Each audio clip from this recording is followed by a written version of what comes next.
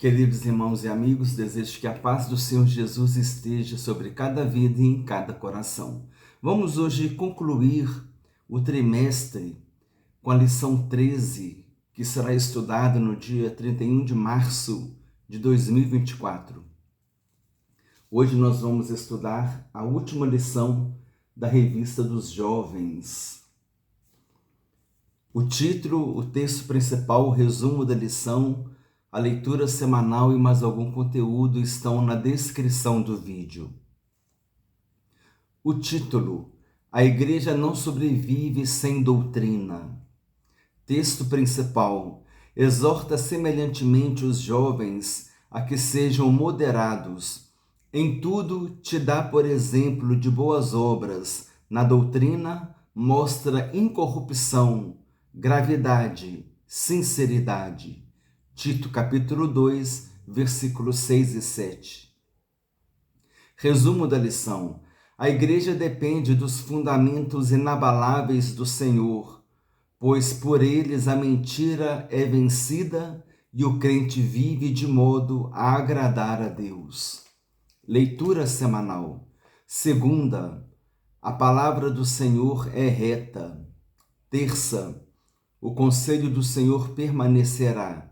Quarta, prazer nos testemunhos do Senhor. Quinta, caminhos puros. Sexta, o conselho do Senhor é permanente. E sábado, consequências de não crer nas palavras do Senhor. As referências estão na descrição do vídeo. Texto bíblico: 2 Timóteo capítulo 2, versículos 14 a 21. O texto bíblico diz assim: traze estas coisas à memória, ordenando-lhes diante do Senhor que não tenham contendas de palavras, para que nada aproveitam, e são para perversão dos ouvintes. Procura apresentar-te a Deus aprovado como obreiro que não tem de que se envergonhar, que maneja bem a palavra da verdade. Mas evita os falatórios profanos, porque produzirão maior impiedade. E a palavra desses roerá como gangrena, entre os quais são Himeneu e Fileto, os quais se desviaram da verdade, dizendo que a ressurreição era já feita, e perverteram a fé de alguns. Todavia o fundamento de Deus fica firme, tendo este selo: o Senhor conhece os que são seus, e qualquer que profere o nome de Cristo aparta-se da iniquidade. Ora, numa grande casa, não somente há vasos de ouro e de prata, mas também de pau e de barro, uns para honra, outros, porém, para desonra.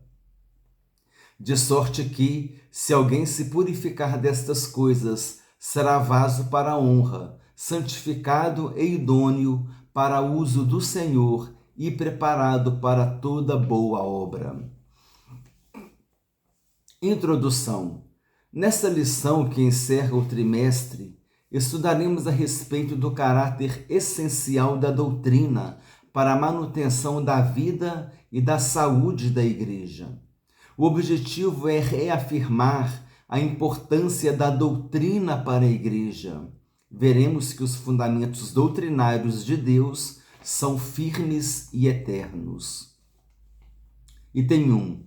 O firme fundamento de Deus permanece. 1.1. A natureza do fundamento de Deus. Os fundamentos divinos revelados nas Escrituras Sagradas contribuem para firmar a nossa fé em Deus. Paulo afirma que se o fundamento é de Deus, ele fica firme, haja o que houver, pois pertencem a Deus. O salmista reconheceu o caráter de Deus em suas obras, Salmo 19:1. Assim como Paulo ensina que Deus é conhecido também por meio da criação, Romanos capítulo 1, versículos 18 a 20. As obras de Deus refletem o seu caráter, isto é, o que ele faz não está separado de quem ele é. Afinal de contas, ele não pode negar-se a si mesmo. Então podemos afirmar que os preceitos do Senhor permanecem inabaláveis e imutáveis, pois Deus é imutável e permanece para sempre. Nós temos aqui considerado, né, aquelas duas palavras que a gente esbarra com elas aí de vez em quando: fundamentalista e extremista.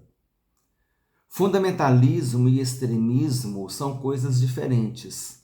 O extremismo é aquela pessoa intolerante, ela se torna até agressiva, né?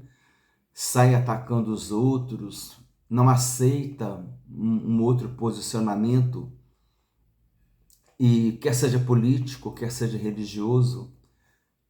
E nós temos o fundamentalismo. Nós somos fundamentalistas.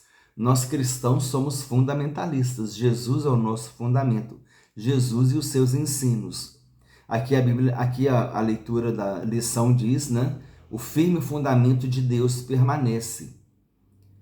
Porque o fundamento de Deus, o fundamento de Deus é aquilo que ele propôs, é aquilo que ele propôs, é aquilo que ele é aquilo que ele pensa.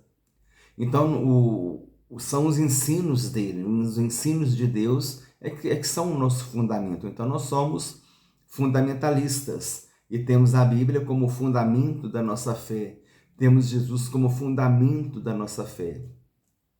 Então, a palavra fundamentalista não é pejorativa nesse sentido, mas o extremista, sim. O extremista, ele é fundamentalista e ele é mais do que isso. Ele é agressivo, ele é intolerante, ele parte para a agressividade, para o ataque. Ele, às vezes, até deseja exterminar o outro que não pensa como ele. Então, esse é o extremista. O extremista quer exterminar, né? Agora, o fundamentalista não. O fundamentalista, ele só tem uma firmeza de convicção. Ele está fundamentado no pensamento. Nós temos firmeza de convicção. Estamos fundamentados em Jesus e em sua palavra. E Jesus disse: o ensino que eu estou ensinando não é meu, mas é do Pai que me enviou. Então nós estamos aqui fundamentados na palavra de Deus e em Jesus Cristo. Por isso nós somos fundamentalistas, mas não extremistas. É importante sempre a gente saber fazer um contraponto entre essas duas palavras, extremismo e fundamentalismo. Nós somos fundamentalistas, porque Jesus é o nosso fundamento. Jesus é a Bíblia, que é a palavra de Deus. Amém? Número 2, 1.2, fundamento eterno. O teólogo Norman Geisler define eternidade como não temporalidade ou atemporalidade. Ele ainda afirma que, do princípio ao fim, a Bíblia declara que Deus não é dominado pelo tempo. Deus é eterno, pois ele é antes do princípio de todas as coisas. Um dos nomes de Jesus é Pai da Eternidade, está em Isaías capítulo 9, versículo 6. A doutrina de Deus é um fundamento eterno. Sendo assim, podemos afirmar que a doutrina divina, contida e exposta nas Escrituras, é eterna. 1.3, o fundamento firme. Além de eterno, o fundamento de Deus é firme. A expressão firme indica algo consistente, sólido, fixo, resistente, seguro, ou ainda para algo que não cede à pressão de nenhuma natureza. O fundamento de Deus é firme, inabalável, não sofre alteração e nem cede a nenhum tipo de pressão, pois o contexto no qual Paulo fala da firmeza do fundamento de Deus era de infidelidade e desvio de alguns. Quem não estava firme no fundamento de Deus estava se desviando. No entanto, isso não abala nem altera a qualidade segura e inviolável da verdade de Deus.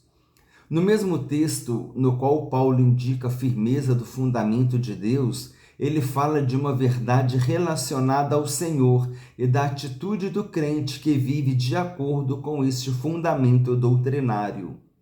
No que se refere à verdade sobre Deus, ele afirma que o Senhor conhece os que são seus e os crentes que se fundamentam na verdade da palavra devem apartar-se da iniquidade. Diante disso, destacam-se duas verdades. O fundamento de Deus é inabalável, pois reflete o caráter firme do Senhor, e o fundamento de Deus dá firmeza ao crente para viver em pureza e agradar a Ele.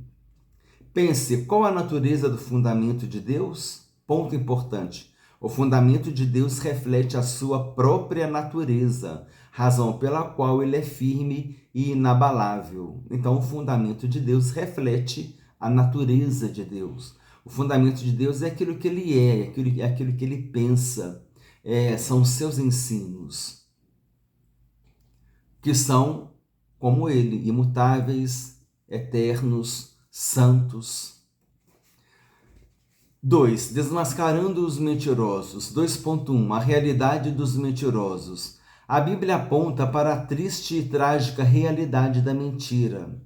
Desde o pecado cometido por Adão e Eva, a mentira é uma triste realidade no mundo dos homens, cujo veneno e consequências afetam a todas as famílias indistintamente.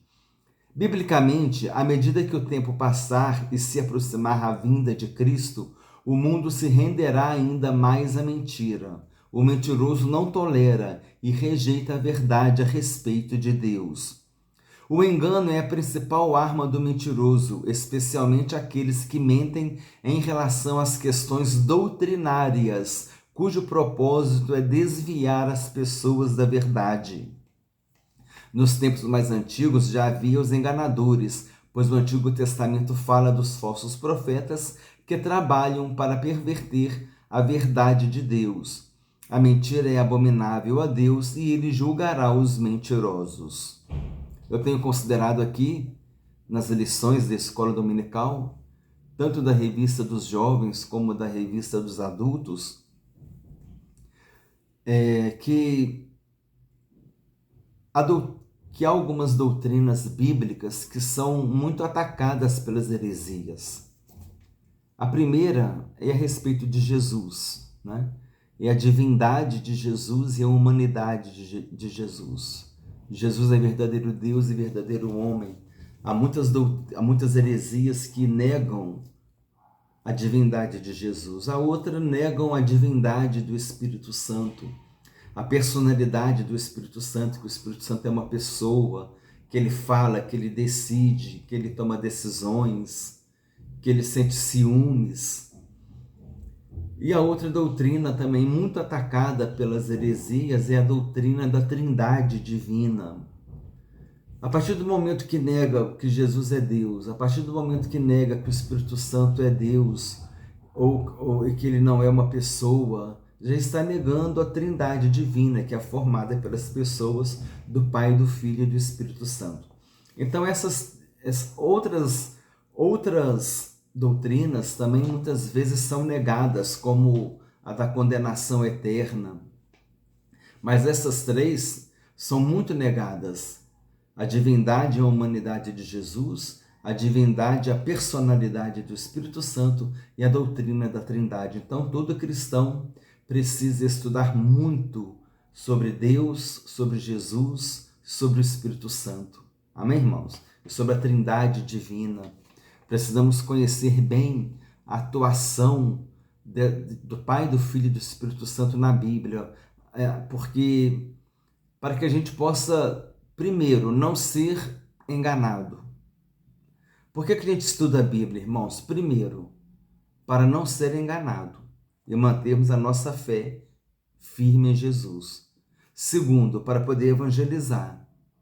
E terceiro, para responder sem extremismo, mas com fundamento, rebater qualquer doutrina que negue os ensinos bíblicos. Amém? Número 2, desmascarando os mentirosos.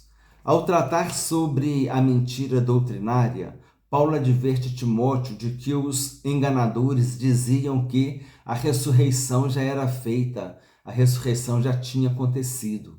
Diante dessa colocação do apóstolo, é possível afirmar que os mentirosos não negaram a doutrina e a realidade da ressurreição, mas a modificaram. Eles desviaram propositalmente a verdade a fim de macular e desviar a fé dos cristãos. Ao tratar sobre os que mentem doutrinariamente, Paulo menciona os nomes de Himeneu e Fileto como desviados da verdade e responsáveis pela disseminação das mentiras doutrinárias que corroem a igreja. Vamos voltar aqui no versículo 18, Paulo falando sobre Himeneu e Fileto, aqui na 2 Timóteo 2,18. Não, 2 Timóteo 2, 17 e 18. E a palavra desses roerá como gangrena, entre os quais são Himeneu e Fileto, os quais se desviaram da verdade, dizendo que a ressurreição era já feita, e perverteram a fé de alguns. Eles estavam falando que a ressurreição já tinha acontecido, olha, irmãos, e perverteram a fé de alguns. Chegaram Himeneu e Fileto falando que a ressurreição já tinha acontecido e muitos acreditaram. Alguns, né, como diz o texto, assim, alguns acreditaram. Quer dizer, é perigoso isso. Sempre tem alguém, irmãos, que vai dar ouvidos à mentira. Sempre tem alguém que vai receber uma mentira. Precisamos tomar cuidado com esses ensinos errados dentro da igreja.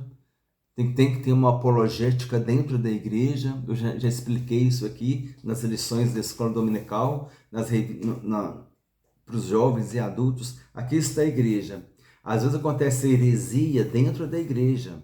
A heresia nasce dentro da igreja. Aí você tem que fazer uma apologética interna, que é aquela apologética bíblica dentro da igreja, para defender a igreja de uma heresia interna, que está nascendo internamente. E tem as heresias externas, que vêm falando que Jesus não é Deus, essas coisas assim. Então, você vai fazer uma apologética externa, você vai defender de um ataque externo, né? Vai defender a igreja, vai defender a fé cristã. Mas aqui é que está, irmãos, precisamos estar fundamentados nas doutrinas bíblicas, para que quando acontecer alguma coisa assim, a gente vai confrontar na Bíblia, fazer como os cristãos de Bereia, vamos confrontar dentro da Bíblia. Opa, está acontecendo essas coisas aqui no culto, vamos confrontar dentro da Bíblia, tem que estar dentro da doutrina dos apóstolos. Os cristãos de Bereia consultavam as Escrituras para ver se aquilo que Paulo falava estava de acordo com as Escrituras. Então precisamos fazer isso, estudar as Escrituras e pesquisar nas Escrituras o ensino. Alguma coisa foi falada ali que soou mal. Opa, vamos buscar na Bíblia. Conversa com outro irmão, conversa com um irmão mais experiente na palavra de Deus. Irmão, o que você acha disso que foi feito? O que você acha disso que aconteceu na igreja? E vai buscando tomar cuidado para não ter a sua fé pervertida, como Paulo disse, que Himeneu e Fileto perverteram a fé de alguns. Temos que estar fundamentados. Temos que ser fundamentalistas, estarmos fundamentados, para nós não termos a nossa fé pervertida. Fundamentados nos fundamentos de Deus, conforme nós estamos estudando aqui. Continuando a leitura. Provavelmente esses dois homens foram mestres entre os irmãos e que, nas palavras do apóstolo, serviram como vasos para a desonra, o que permite concluir que os que trabalham para enganar a igreja do ponto de vista doutrinário geralmente vêm do meio da igreja e, em certa medida, exercem influência sobre o povo. Portanto, temos de ter cuidado e nos mantermos vigilantes doutrinariamente. Foi o que eu falei aqui agora. E nos mantermos vigilantes doutrinariamente, pois muitos buscam enganar e corroer as bases doutrinárias da igreja. Os enganadores sempre apresentam meias-verdades, a fim de disseminarem o veneno doutrinário no corpo de Cristo.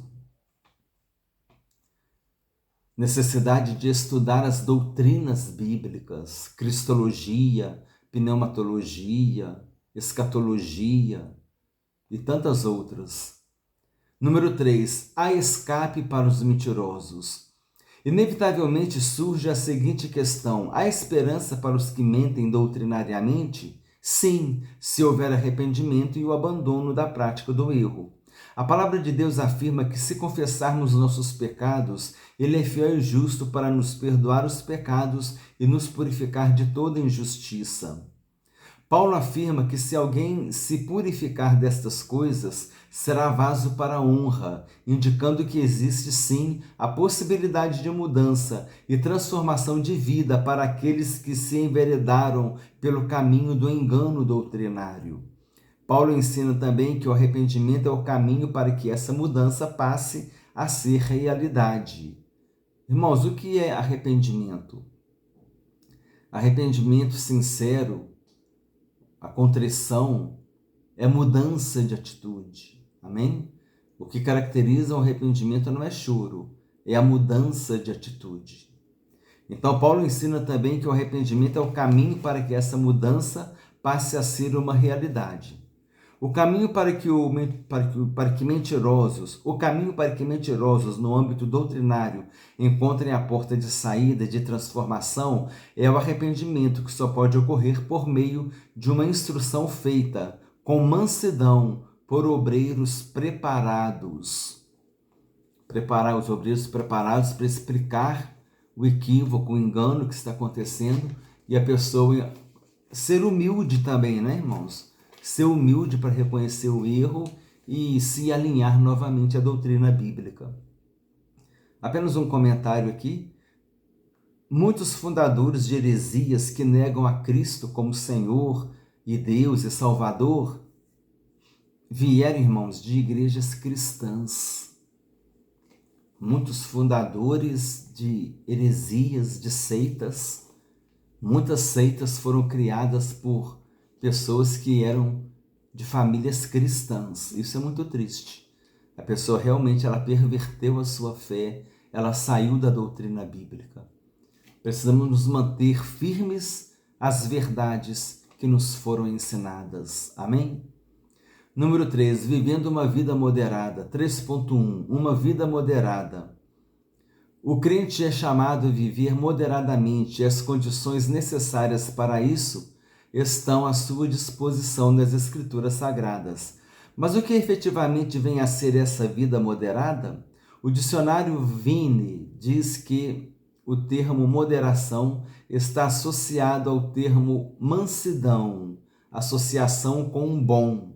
O crente não deve se envolver em contendas de palavras, 2 Timóteo 2,14. Aqueles que querem agradar a Deus e herdar a vida eterna devem procurar viver uma vida santa, justa, fiel em amor.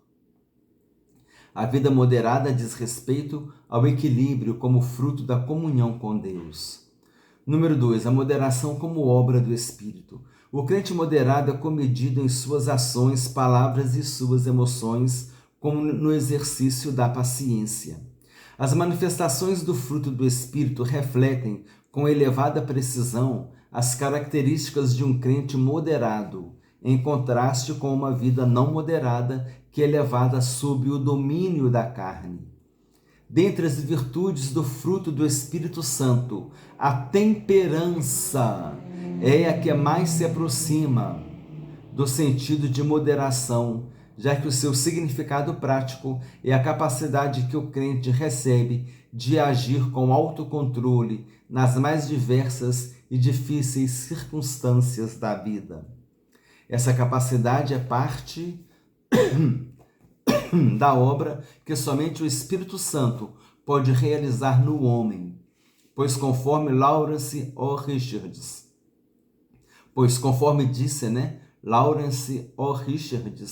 ele fornece energia para a nova natureza que impulsiona o convertido para a direção oposta à natureza pecaminosa.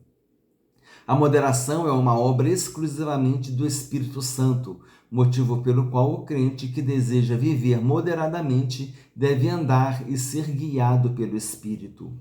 Andar e ser guiado pelo Espírito Santo é o mesmo que ser dominado por ele e fazer aquilo que é ordenado na palavra de Deus. Somente pelo Espírito Santo é que o crente pode viver uma vida verdadeiramente moderada. Tem um conteúdo em Provérbios que diz, que em tudo a moderação é boa. Precisamos ser moderados. Número 3, alcançando uma vida moderada.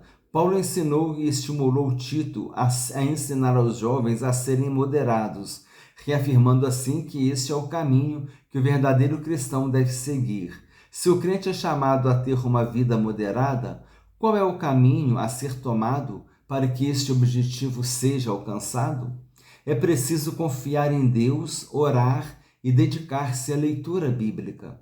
A moderação não é uma virtude a ser sentida, mas a ser vivida em nosso dia a dia.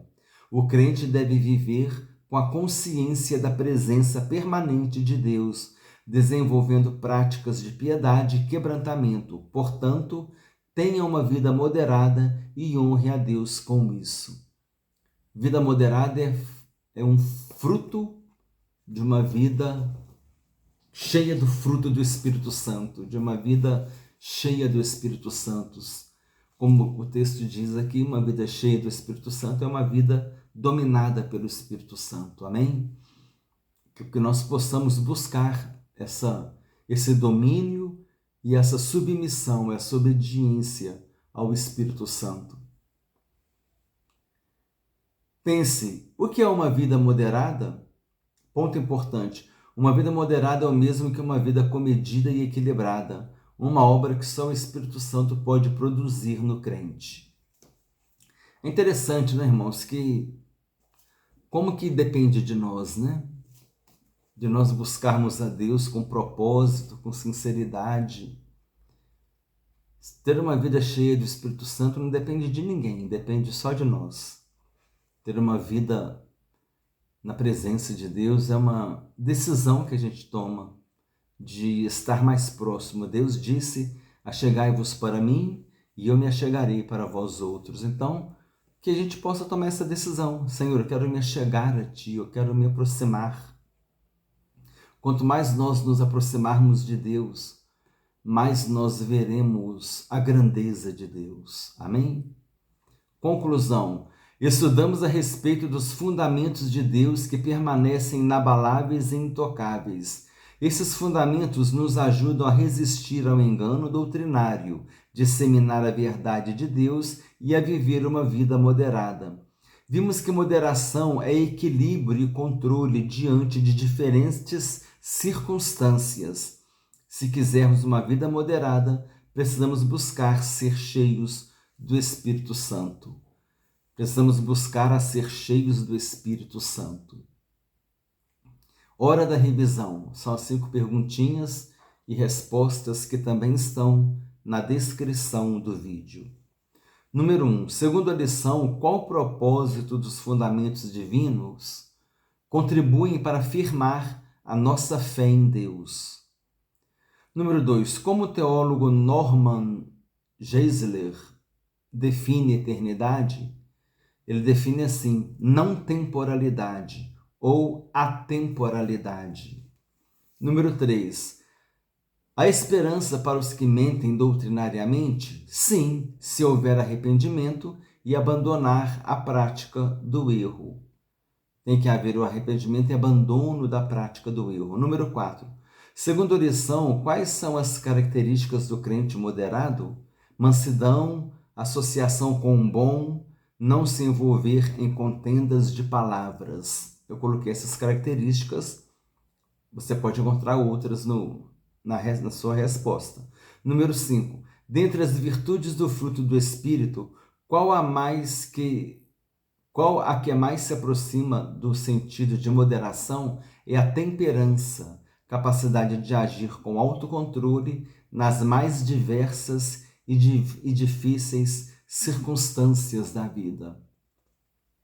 Nas mais diversas e difíceis circunstâncias da vida. Isso é que é importante, a gente saber agir com temperança, com equilíbrio, com moderação nas mais diversas e difíceis circunstâncias da vida. Assim, irmãos, nós terminamos o trimestre, terminamos esta lição, essa revista, que foi muito boa, muito profunda. Permitindo o Senhor, iniciaremos no próximo vídeo a primeira revista, a próxima revista, né, do trimestre, e assim daremos continuidade a este trabalho. Compartilhe com irmãos e amigos, com todos aqueles que gostam de estudar a palavra de Deus. E sempre tem algum conteúdo na descrição do vídeo. Dificilmente um vídeo meu não tem um conteúdo na descrição, porque eu acho importante compartilhar por escrito ali também.